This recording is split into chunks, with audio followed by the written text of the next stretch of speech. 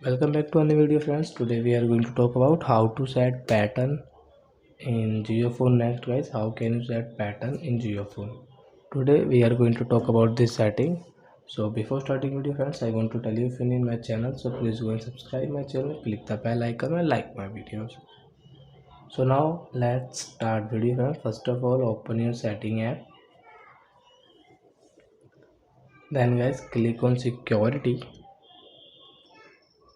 screen lock, pattern, and draw your pattern like L.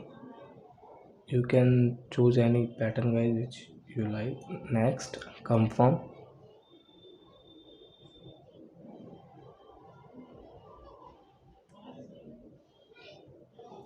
and let's see, friend.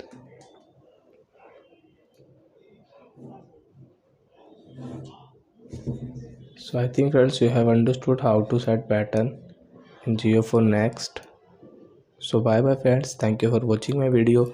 We will meet on next video with new topic. Bye bye. Before, guys, please go and like my videos.